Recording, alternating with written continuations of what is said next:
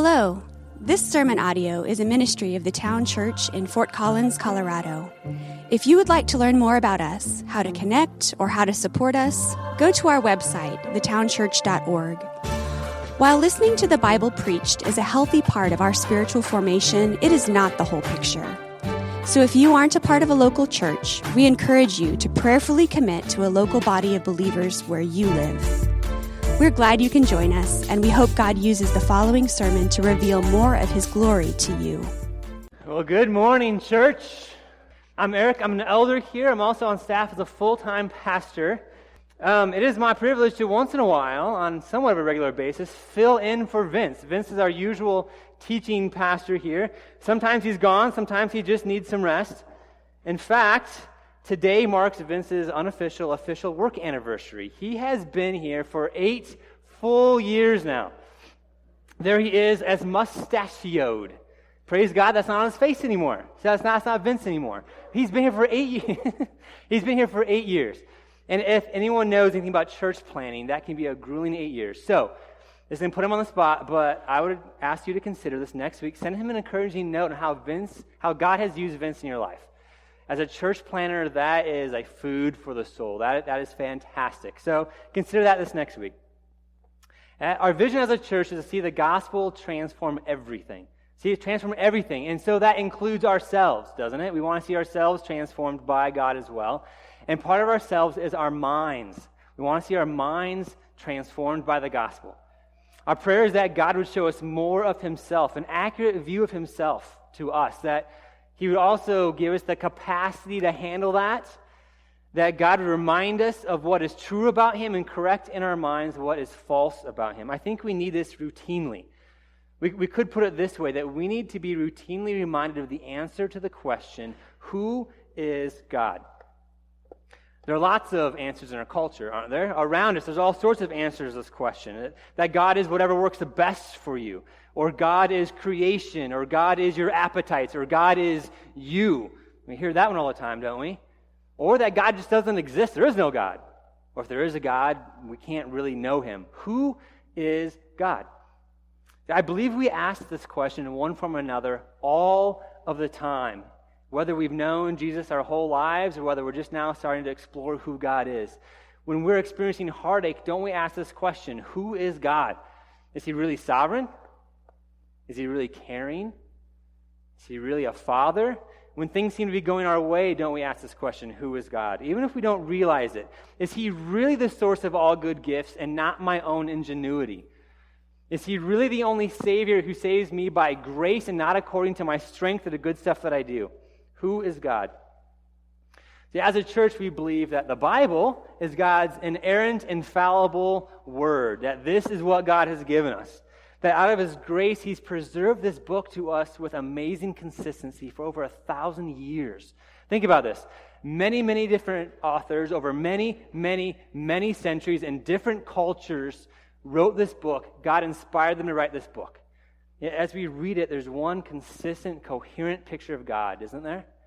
Almost as if the one true God inspired all of it. We go to the Bible. This is the primary way we can learn about who God is. So as a church, we're working through one of the books of this Bible. We're working through Exodus.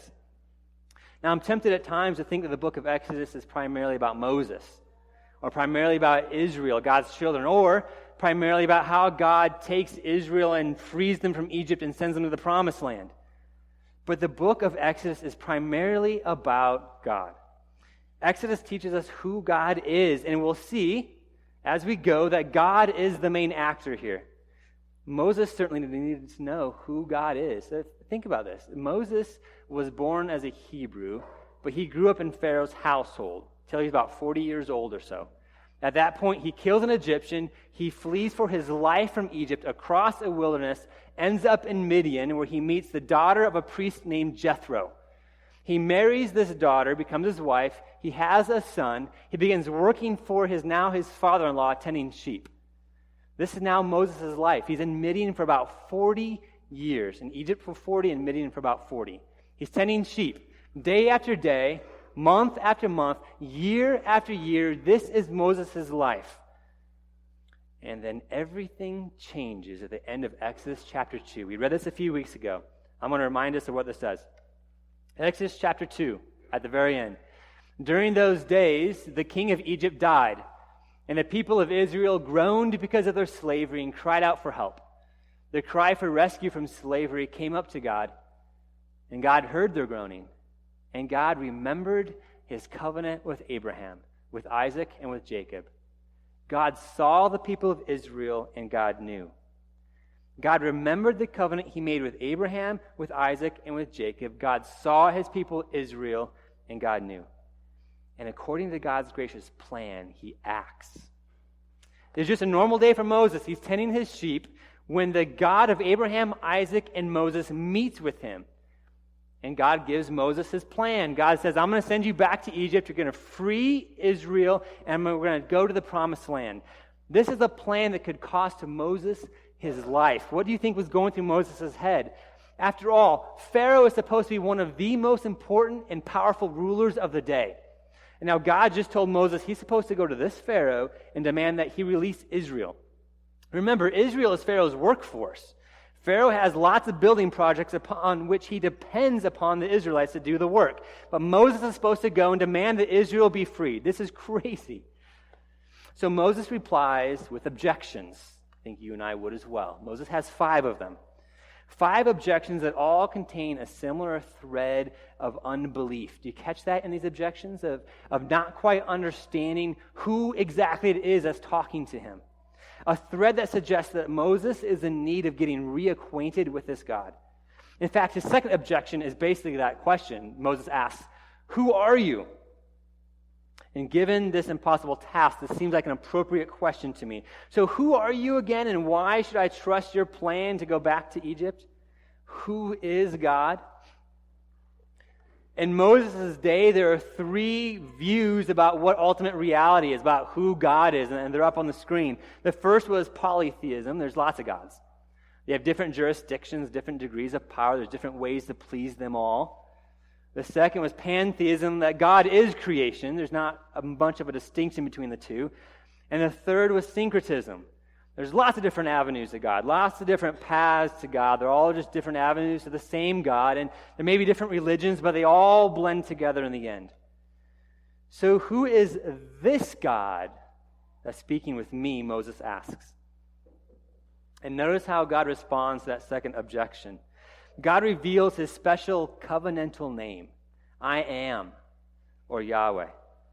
Our Bibles signify that name with the word Lord in all capital letters. So if you see the word Lord in all caps, that stands for Yahweh, a name that was so precious to ancient Israel that they wouldn't speak it or even write it. See, Abraham, Isaac, and Jacob knew the name. It's in Genesis. But we learned that in Exodus 6, God makes an interesting statement. We're going to get here in a couple weeks. God says that it's not until now to Moses and the burning bush that he fully reveals himself by the name Yahweh. So Abraham, Isaac, and Jacob knew the name, but they apparently didn't know the full extent of what that name meant. So out of his grace, God begins the process of revealing to Moses, then Israel, and Egypt, and beyond about who Yahweh is. God himself will be answering the question, who is God?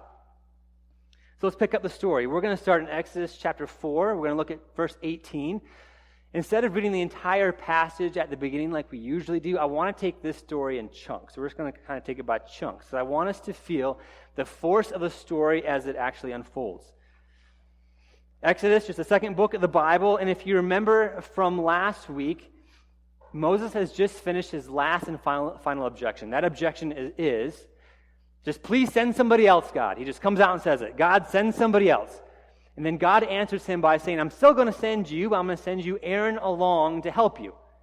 So last we heard from Moses, Moses says, please send somebody else, which takes us up to the story that we're going to continue today. And the question hanging for us is, how is Moses going to respond to God's answer? So let's read Exodus chapter 4, verse 18. Moses went back to Jethro, his father-in-law, and said to him, please let me go back to my brothers in Egypt to see whether they are still alive. And Jethro said to Moses, go in peace. Moses responds by finally beginning to obey. The objections are done. He bids his father-in-law Jethro farewell. Yet even here, don't we detect his belief mixed with some unbelief. The reason he gives Jethro for why he has to go back is he wants to see if his fellow Israelites are still alive. Now, I'm sure that Moses needed to give Jethro some sort of reason for why he was returning all the sheep, why he was quitting his job, why he was going to move his daughter, Jethro's daughter, to Egypt and his grandson to Egypt. Some sort of reason needed to be given. But why this particular reason? It's not even close to the truth, is it? In fact, it's exactly the opposite of what God said would happen. Of course, they are still alive. It's really hard to free a large people group from Israel if they're not even alive anymore. Of course, they're still alive. Moses sure seems to have some doubts about God, about this plan that he's told him. After all, God is telling Moses to do something that probably seemed crazy and impossible. Can you relate at all to that? Is God nudging you to do something that may seem really, really costly and requires you to believe that God is who he says he is? And maybe you feel some doubts welling up in that. Like, I really believe that plan? Do I really believe God is who he said he is? Who are you again, God? See, it's one thing to affiliate yourself with Christianity, maybe because you grew up in a Christian household or all your friends are Christian. And it's something entirely different to willingly, consciously, and voluntarily give your life up to God. The first is something that is assumed. The second is something that is, by God's grace and enablement, chosen. Assumed affiliation versus chosen belief. And to choose forces the question upon us, what do I actually believe? Asking this question is a necessary experience for Christians in one way or another.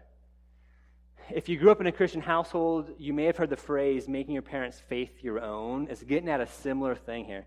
For me, I did grow up in a Christian home, but I didn't really face this question until I was in college. I was taking a class that was looking at the uniqueness of Jesus. Is Jesus really the only way to be saved, or are there other ways to be saved? Who is Jesus? Now, theologically, we know that God has elected to save me in eternity past, and yet I still needed to consciously wrestle with the truth claims of the Bible. Here is the mysterious interplay of God's sovereign election and yet human responsibility.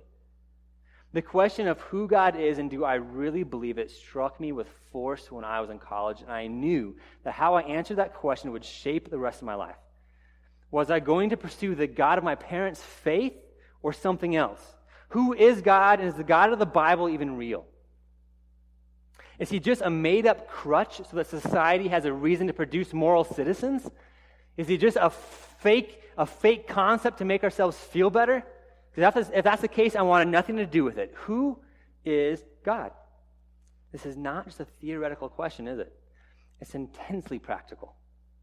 If God is who he says he is in the Bible, then the implications for how I live, or better, the implications for who I pursue and am shaped by, are radical. We have to honestly ask, do I really believe that God is who he says he is in the Bible? Now imagine Moses, as he's looking at the rest of his life, is asking a similar question here. Who is God? Who is this telling me to go back to Egypt?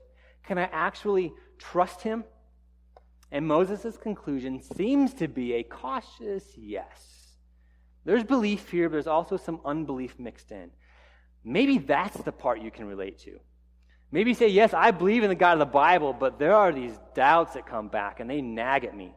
We know God, by his grace, enables us to believe the gospel. We know he grows our faith and reveals more and more about himself as he further shapes our hearts, and yet we may sense doubt and unbelief mixed in at times. And if that's you today, you're actually in really good company. Throughout the history of the church, centuries, saints of the church have experienced and wrestled with doubt and unbelief, and they have written about it. There's a passage last week that Vince touched on. It's in Mark 9. It's here. And it's the story of a father who approaches Jesus, seeking for Jesus to heal his son. And I think that this is a powerful, powerful prayer that's appropriate for us to pray as we wrestle with unbelief and with doubt. So let me read this. This is out of Mark chapter 9. Immediately the father of the child cried out and said, I believe, help my unbelief. And when Jesus saw that a crowd came running together, he rebuked the unclean spirit, saying to it, you mute and deaf spirit, I command you, come out of him and never enter him again. I believe, help my unbelief. It is an honest acknowledgement of the condition of your heart, an honest acknowledgement. and seeking the only one who can grant you faith to heal you. And catch this, Jesus honored that prayer and healed that man's son. So in our passage today, Moses believes, there may be some unbelief mixed in, and what does he do? He doesn't freeze or become paralyzed, does he? He actually begins to obey anyway. So here's the question we're at in our story. How will God respond? Will God chastise him for his wavering or not? Let's read. Verse 19. And the Lord said to Moses and Midian, "Go back to Egypt, for all the men who are seeking your life are dead." God, out of his grace, meets Moses exactly where he's at, and he chooses to ease his nerves. Moses wanted to see if his brothers were still alive, and God spins it, and God says, "Moses, your enemies are dead." Notice what kind of God can ease Moses' nerves in that way. God is showing Moses a bit more of who he is. God further answers the question, who is this God? And here's the answer. This God is sovereign. A God in control. This is the first key piece I wanted to point out in this passage about who God is. God is sovereign. He has prepared the way for Moses to return. And he's been at this, get this, he has been at this before he ever spoke to Moses. The first stages of the great Exodus are actually already underway. That takes a sovereign God. The Exodus has been planned and initiated by God and God himself, and it is already underway. So how does Moses respond? Verse 20. So Moses took his wife and his sons and had them ride on a donkey and went back to the land of Egypt. And Moses took the staff of God in his hands. We see Moses' trust increasing, don't we? He sticks his family on a donkey. They are relocating to Egypt. There's a sense of permanence here, that Moses is all in. And don't you love that last sentence of verse 20? Listen to this foreshadowing. And Moses took the staff of God in his hand. This is the same staff that God has just displayed his power to Moses through. This is the same staff that God is going to display his power to Israel and the Egyptians through. So can you sense it? A confrontation is slowly starting to build. God is going to display his power. Moses grabs that staff. Things are about to go down in Egypt. And God decides to tell Moses what will happen. Verse 21. And the Lord said to Moses, "When you go back to Egypt, see that you do before Pharaoh all the miracles that I have put in your power. But I will harden his heart, so that he will not let the people go." Okay, so wait a minute. Wasn't precisely the whole point for Moses to go back to Egypt was to free Israel, wasn't it? But now we read that God himself is going to prevent that from happening right away. This has got to be confusing to Moses. God is saying, Moses, here's the task. It's impossible. Oh yeah, and by the way, I'm also going to prevent that from working out right away. I would assume that Moses is quite confused at this point. See, Moses doesn't see the whole larger picture. There's actually a larger plan at work here that God is up to. God has not revealed that to Moses yet. We're going to get all that in the coming weeks. But we also are going to have to deal with, in the coming weeks, how can Pharaoh be responsible for his own hard heart if it is God is the one who hardened it? Again, we see God's sovereignty and human responsibility, and how do these go together? We're going to hit that much harder in the coming weeks. But today, what I want us to notice is, again, we see God's sovereignty here. God is teaching Moses who he is. Who but a sovereign God could predict the future, or much less harden the heart of Pharaoh? Now, Pharaoh, in his own eyes, and the eyes of his people, was indeed a God. This God who identified himself to Moses as Yahweh is sovereign. He's the sovereign. To accept the God of the Bible is to accept that God is sovereign. And the sovereign God has a message for Pharaoh. Let's read verses 22 through 23. "Then you shall say to Pharaoh, 'Thus says the Lord, Israel is my firstborn son, and I say to you, let my son go that he may serve me. If you refuse to let him go, behold, I will kill your firstborn son.'" God here reveals to Moses what his quarrel is with Pharaoh. God, in no uncertain terms, disputes Pharaoh's claim upon Israel. See, Israel's being forced to serve a counterfeit master, aren't they? Pharaoh has no claim upon them. And why is that? It's because God is Israel's father. Remember, God is speaking to Moses here. This is for Moses' benefit. God reveals his relationship to Israel as that of father. Surely this hits home for Moses. Moses is himself a father of a firstborn son. He just stuck him on a donkey and is heading to Egypt. God is using language that Moses can understand. God is preparing Moses for the task in front of him. God is further showing Moses who he is. Who is God? He is a father to his people. This is the second key piece. God is Father. To accept the God of the Bible is to accept God as Father. He's not a powerful, sovereign God who's relationally distant. He's a sovereign Father to his people. And as a protective father, he's going to go to great lengths to free his son Israel, even to the extent of taking the life of Pharaoh's firstborn son, heir to the throne and the supposed next god of Egypt. But here we need to take a little step back from our story. We need to look back in Genesis, at Genesis chapter 17. So far here in Exodus, God has revealed his plan to Moses. Free Israel, take him to the promised land, the land of Canaan. This is actually nothing short of God keeping the covenant he made with Abraham way back in Genesis 17. So let's read this. This is really important to understand what's coming. And God said to him, "Behold, my covenant is with you, and you shall be the father of a multitude of nations. No longer shall your name be called Abram, but your name shall be called Abraham. For I have made you the father of a multitude of nations. I will make you exceedingly fruitful, and I will make you into nations, and kings shall come from you. And I will establish my covenant between me and you and your offspring after you throughout their generations for an everlasting covenant, to be God to you and to your offspring after you. And I will give to you and to your offspring after you the land of your sojournings, all the land of Canaan, for an everlasting possession, and I will be their God." This is the same promise that God repeats to Abraham's son Isaac, and the same promise that he repeats to Isaac's son Jacob.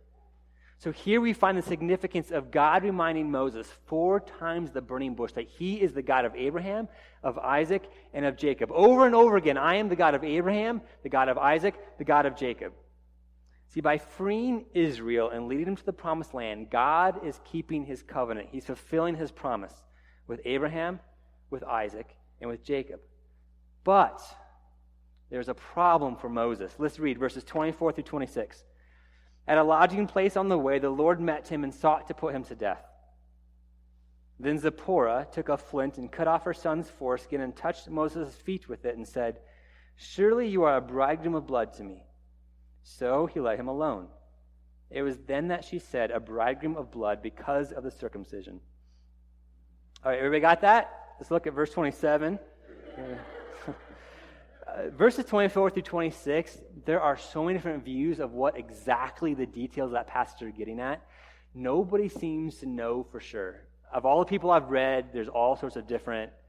People are guessing a lot of this passage as far as the details of what's happening. And the one common theme that I've read in every author is this, that no one is exactly sure exactly of the details. And I trust that. But we do know the general picture of what's happening, don't we? God becomes angry with Moses because he's not circumcised his son. Zipporah somehow understands what the problem is. She circumcises Moses' firstborn son, Gershom, and God relents. And even though this passage is obscure to us, it's still here for a reason. It still serves a purpose. We can't just pass over and say, I don't know what that means, so we're just going to go on. Even though the exact details are debated, I think we can be sure of some of the broader reasons for why it's here and how it pushes the story forward. As you're reading, it's really jarring, isn't it? I mean, God has just revealed himself to Moses. He continues to do so. Moses is finally obeying. He's heading back to Egypt. And then we're told that God is now wanting to kill Moses. Or as some scholars think, God is actually wanting to kill his firstborn son, Gershom. Now, I believe the jarring nature is actually really intentional. It forces us as the reader to stop and take notice. Something actually really important is happening here.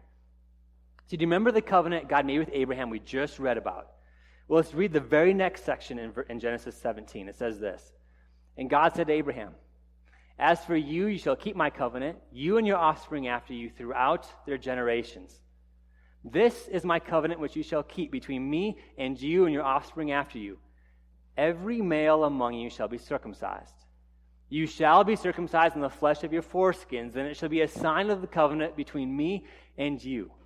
He who is 8 days old among you shall be circumcised.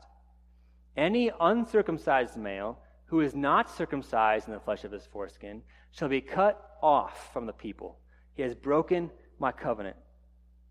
Abraham and all his descendants, which is Israel, Moses included, had a role in the covenant. They were to circumcise their sons.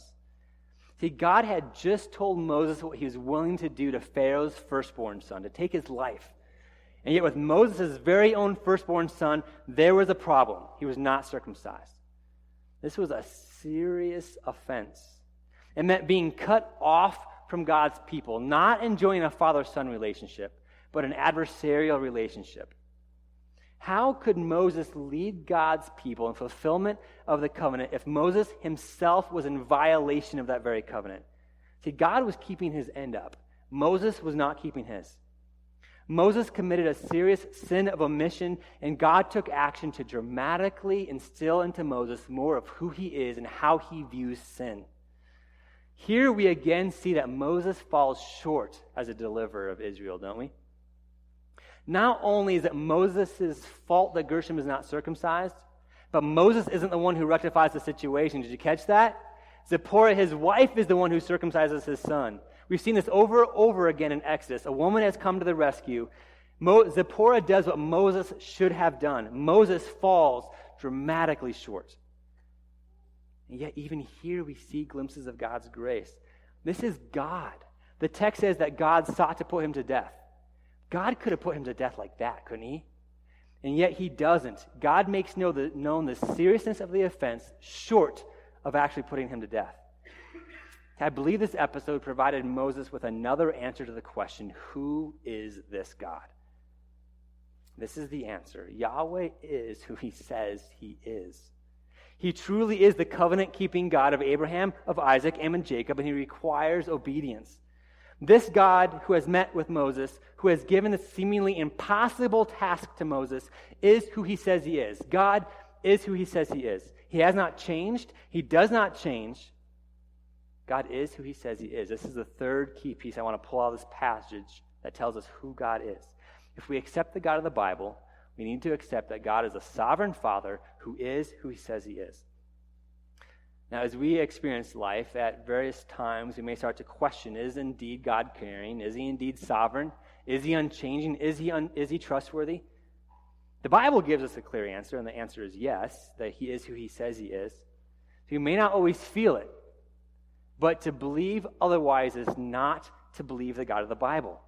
God who has revealed himself as Father, this God who is willing to go to the greatest lengths to be in relationship with his children, God is who he says he is. Yeah, I think there's at least one more piece, one more answer in this text to the question, who is God? So as we read this last section, what I want you to notice is how time speeds up. It feels like we start going through a bullet list of Moses' journey back to Egypt, of what remains of it anyway. Let's read verses 27 through 31. The Lord said to Aaron, "Go into the wilderness to meet Moses." So he went and met him at the mountain of God and kissed him. And Moses told Aaron all the words of the Lord with which he had sent him to speak, and all the signs that he had commanded him to do. Then Moses and Aaron went and gathered together all the elders of the people of Israel. Aaron spoke all the words that the Lord had spoken to Moses and did the signs in the sight of the people. And the people believed. And when they heard that the Lord had visited the people of Israel and that he had seen their affliction, they bowed their heads and worshipped. What is so striking in this passage is that it tells us everything happened exactly how God said it would happen. Aaron does indeed meet Moses warmly. He kisses and embraces him. Moses and Aaron speak and do the signs that God commanded and God predicted that they would do. The people responded exactly how God said they would respond. Consider how much space in chapters 3 and first half of chapter 4 is devoted to Moses' worrying and Moses' objections that are here contained within just a couple of verses. So we don't get the details of what must have been a dramatic reunion between Moses and Israel. It's been 40 years. We don't get those details because that's not the point. Take another look at verse 31 and notice the word visit. And the people believed. And when they heard that the Lord had visited the people of Israel and that he had seen their affliction, they bowed their heads and worshipped. Even here, in one word, the text is pregnant with God being a sovereign Father who is who he says he is and will do what he says he'll do. This is the same word, this word visit, is the same word that's used by Joseph back in Genesis. Do you remember Joseph? Joseph is one of the sons of Jacob. He is originally sold to Egypt as a slave, but he rises to power to be the second most powerful man in all Egypt. Is this Joseph that allows for Israel to go to Egypt and escape a famine in the first place? So Israel is able to go to Egypt because of Joseph. Now, there is in Genesis chapter 50, these are the last recorded words that we have that Joseph had. He's at the end of his life. Let me read these. And Joseph said to his brothers, I am about to die, but God will visit you and bring you up out of this land to the land that he swore to Abraham, to Isaac, and to Jacob. These are Joseph's last recorded words. And the people back here in Exodus chapter 4 understood. They understood that this is exactly what God had begun to accomplish. And I believe this is the final key piece in this passage, answering the question, who is God? God does what he says he will do. He says he's going to visit him. He's visiting them. The Exodus has begun. He's trustworthy. As we'll see in the coming weeks, Israel's trust in this God is going to waver. Belief will be mixed with unbelief. Yet our belief or unbelief does not change who God is. Praise God. God does what he says he will do. Yahweh is a sovereign Father who is who he says he is and will do what he says he will do. This needs to be our answers as we ask a similar question, who is God? The Bible is clear. God does exist and he is knowable. He's not you. He's not your appetites. He's not creation. God is a sovereign Father who is who he says he is and does what he says he'll do. And because of this, God is trustworthy. By reading and studying the Bible, we determine the content of who God says he is and what he says he'll do. This is why we prize the Bible as church. This is why we preach through the Bible week after week after week. This is why spending time in the Bible personally throughout the week is so important. This is how we can know who God is. The Bible is a means to God the end. We learn who God really is, and we learn to trust him. But it can't stop there, can it? It can't just be a quest for knowledge, a quest about God. It has to translate into a deeper love for this God. A love that overspills into how we live our lives. So we live lives consistent with that knowledge of the true God and our love for that true God. What is true about God necessarily has radical implications for our lives and hearts. For Moses, it meant trusting God, sticking his family on a donkey and returning to Egypt to do a task that seemed impossible. For me in college, by God's grace, it meant trusting God and intentionally believing the God of the Bible. And by God's grace, he'll shape me for the rest of my life, according to his will and not my own. So what is it for you? The implications for our lives of God's true identity are also daily and moment by moment, aren't they? We are always living in the implications. God is a sovereign Father even in the midst of hurricanes and earthquakes and wildfires and nuclear weapons, even in the midst of pain and loss and loneliness. He certainly was to Israel. Even when all they knew and experienced was slavery and harsh treatment, God still remained who he said he was. He was still the covenant-keeping God of Abraham, Isaac, and Jacob. And he would still do what he said he would do, free Israel and bring them into the promised land. And as we learn to trust God by his grace, we become a changed people and we learn how to appropriately respond to this God. Notice Israel's response in verse 30. What do? They worship. Isn't this the only appropriate response to a God like this? We worship God for who he truly is. And out of that flows his gracious actions toward his people. Out of that flows his gracious actions to us. So consider this. Consider this ultimate fulfillment of the Exodus. Due to our sin, our disobedience, we were completely cut off from a perfect and holy God. We were separated from him. Our relationship to God was not one of father-son, father-child. It was one of enemies. And we could do nothing to change that. We were destined to death, no better off than Pharaoh himself. But much like God himself initiating the Exodus to rescue his people before he ever first spoke to Moses, out of sheer grace, initiated and accomplished the restoration of our relationship to him if we know him as Father. But much like God himself initiating that exodus, he would go to even greater lengths than taking the life of Pharaoh's firstborn son. He would send his own precious son, Jesus. Jesus, who lived the perfect life we never could, died the death that we deserved, but was raised from the dead, conquering death forever. The blood shed during circumcision was only ever part of a sign, pointing to the blood that Jesus would shed on our behalf. Rather than God's power to save being exhibited and shown through Moses' staff, God's power to save was ultimately expressed through the cross on which Jesus died. Rather than relying on an imperfect deliverer like Moses to free us, we have already been freed by the perfect deliverer, Jesus. This is the gospel. This is good news. Jesus has paid our penalty. He's done for us what we could never accomplish. Our part is to believe that he is who he says he is, and he's done what he said he's done.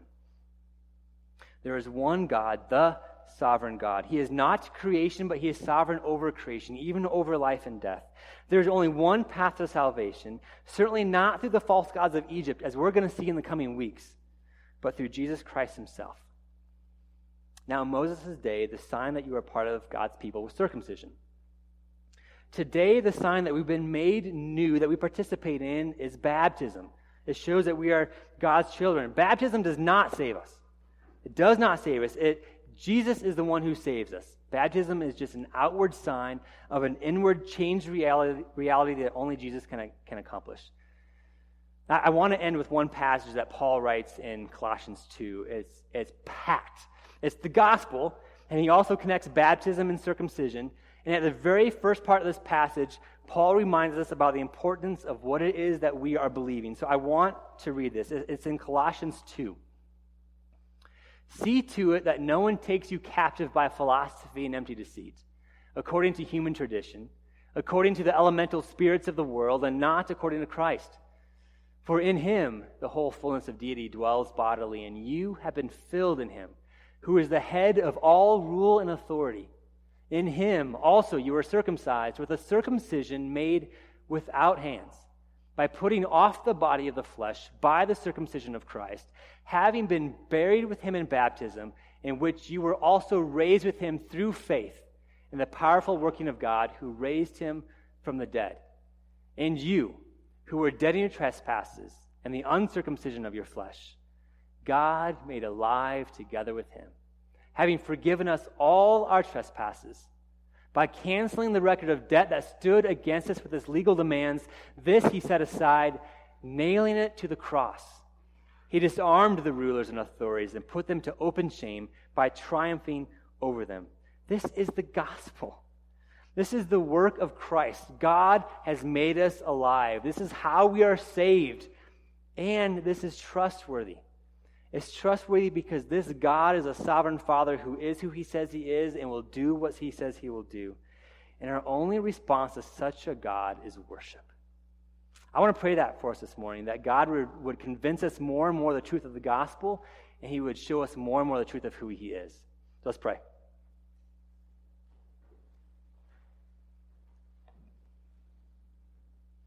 God, we thank you for who you are, that you are who you are, and you don't change based on how we feel about you, based on what we think about you, based on our day-to-day emotions. There are some things about you, God, that we find easier to believe some days than others. I pray that you would be at work further convincing us of the truth of the gospel and the truth of who you are and what you have done. We need that.